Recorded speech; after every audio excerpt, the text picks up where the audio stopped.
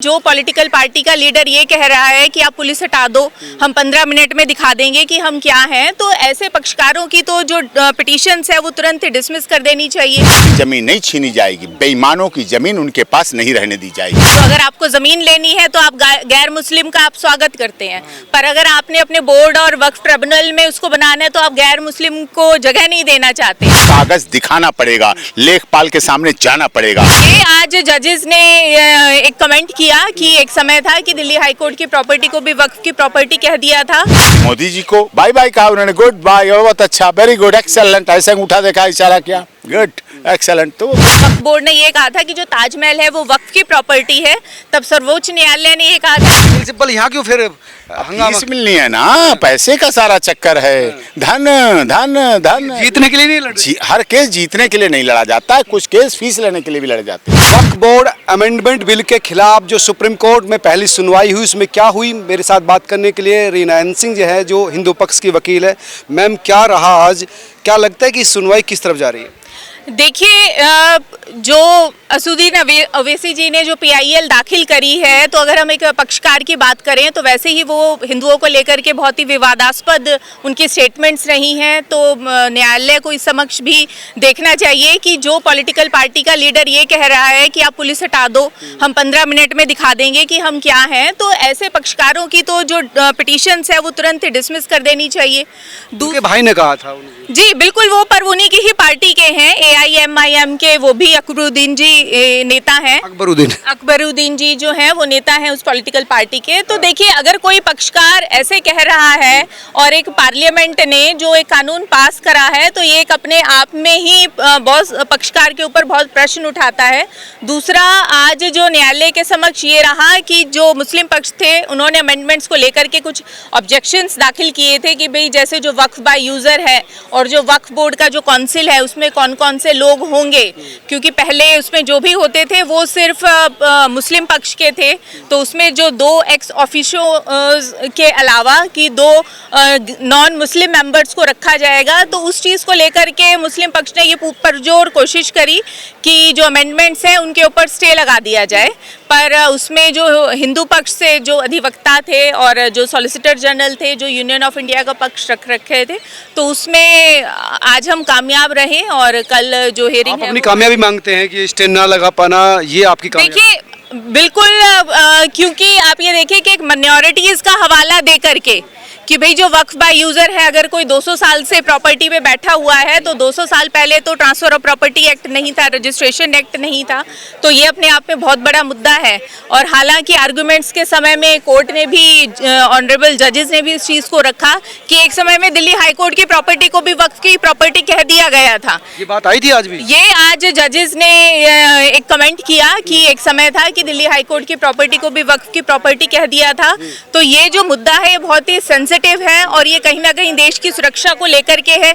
देखिए, इसमें सबसे बड़ी बात ये है कि कोई भी अगर हिंदू संगठन क्या किसी प्रॉपर्टी को बिना कोई सेल कंसिडरेशन दिए या सरकारी स्टैंप ड्यूटी दिए कोई भी नहीं खरीद सकता, तो आर्टिकल 14 की भाई एक जो राइट टू इक्वालिटी देता है संविधान का, तो उसमें ऐसे कैसे मुमकिन है कि आप एक कम्युनिटी को बिना कोई सेल कंसिडरेशन दिए, बिना गवर्नमेंट की स्टैंप ड्यूटी दिए, अगर आप कहीं पे बैठे हुए हैं तो आप ज़मीन के मालिकाना हक आपको मिल गया। तो यही हमारा एक जो मुख्य दलील है और हमें पूरी उम्मीद है कि ये अमेंडमेंट एक्ट चलेगा और इस पे स्टे नहीं लगेगा। देश की सुरक्षा से भी इसे जोड़े तो देश की सुरक्षा को कहाँ खतरा हो गया इससे?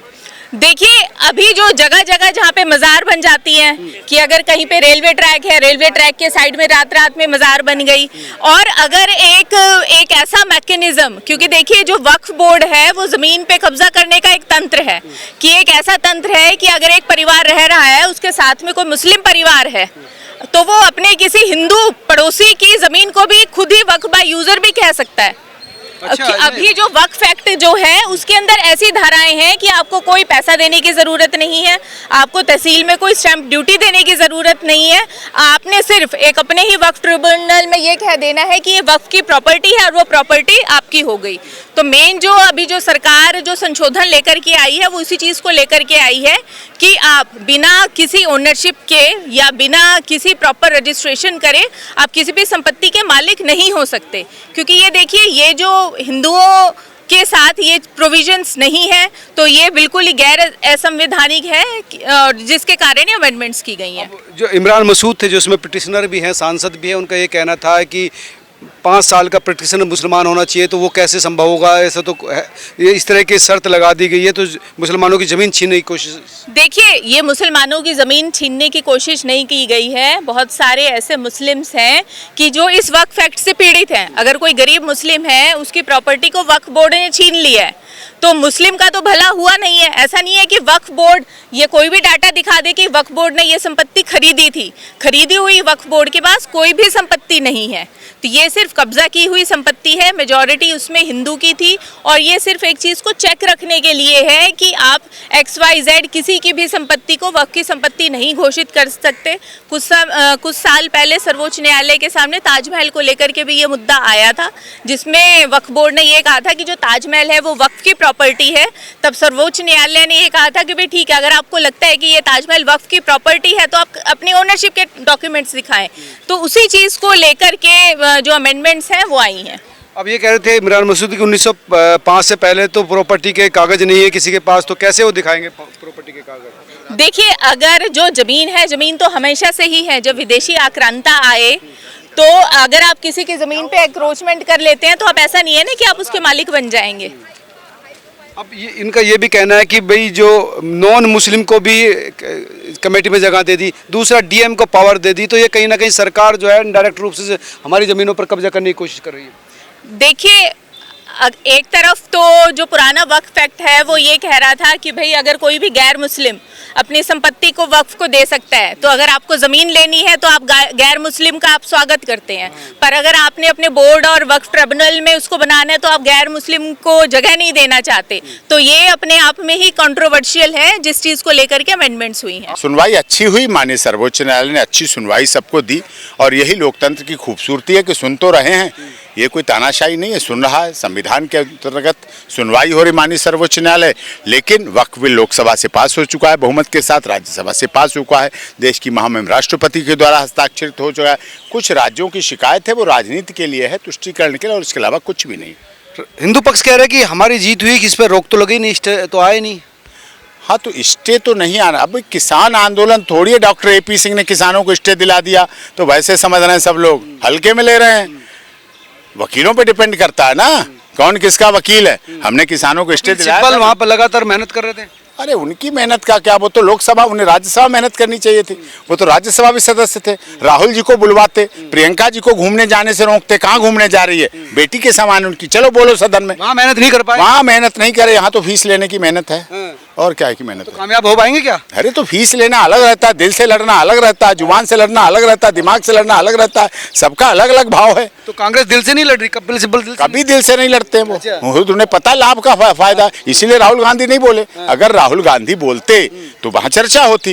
मोदी जी को बाय बाय कहा उन्होंने, गुड बाय, बहुत अच्छा, वेरी गुड, एक्सेलेंट, ऐसे उठा देखा, इशारा किया, गुड, एक्सेलेंट। तो वो खुश। प्रिंसिपल यहाँ क्यों फिर फीस मिलनी है ना, पैसे का सारा चक्कर है, धन धन धन। जीतने के लिए नहीं लड़, हर केस जीतने के लिए नहीं लड़ा जाता है, कुछ केस फीस लेने के लिए भी लड़े जाते हैं। तो ये कानून अगर देखे तो जो मुस्लिम पक्ष कह रहा है कि नहीं हमारी जमीन छीनने की कोशिश करी, तो क्या वास्तव में जमीन छीनने की कोशिश है? नहीं, ऐसा नहीं, ऐसा नहीं। अभी वक्फ के कहते हुए मुझे दुख हो रहा है। सबसे अधिक ज़मीन अगर सेना के पास है, रेलवे के पास है दूसरे नंबर, तीसरे नंबर की ज़मीन वक्फ के पास है। इतनी ज़मीन है जितना पाकिस्तान का टोटल रेडियस है, उतनी ज़मीन यहाँ है।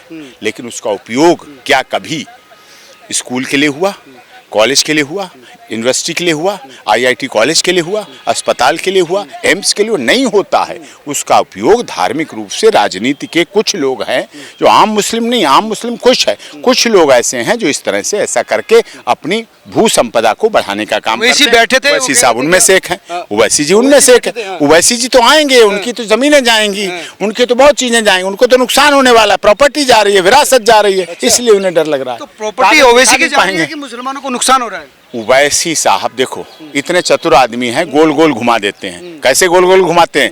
मैं भारत माता की जय नहीं बोलूंगा, मैं फिलिस्तीन की जय बोलूंगा, और 5 वक्त ये माथा है ना, यही टीका लगता है हिंदू का, यही पगड़ी बनती है सिख की, और यही सब कुछ। तो 5 वक्त इसी भारत माता पे रगड़ते हैं ऐसे ऐसे। पांच बार रगड़ते हैं? 5 बार, 5 दिन में 5 बार, 24 घंटे में 5 बार रगड़ते हैं। लेकिन इसी भारत माता की जय नहीं कहते। ये क्या खेल कर रहे हो? तरीका तो है, यही तो वोट बैंक को साधने का तरीका है उनका। तो इसी वोट बैंक को साध रहे हैं? वोट बैंक को साधते हैं, वोट बैंक को साध रहे हैं। जीत पाएंगे क्या? यहाँ से क्या जीत पाएंगे? अब वो हमारी नकल कर रहे हैं, जैसे हमने किसान आंदोलन में स्टे दिला दिया और वो बिल रिपील करा लिए। राष्ट्रपति द्वारा वो बिल भी बने थे, लोकसभा द्वारा वो भी बिल बने थे, राज्यसभा में वो भी बिल बने, लेकिन हमने रिपील करा के वापस करा दिए। वो ऐसा थोड़ी हो सकता है। भाई वो तो कानून संसद ने बनाया। अब सुप्रीम कोर्ट ने कहा कि वो देखेंगे कि इस कानून सम्मत है कि नहीं है। हाँ, वो देखेगी, सुप्रीम कोर्ट देख के ही फैसला करेगी और उस फैसले को सबको मानना चाहिए।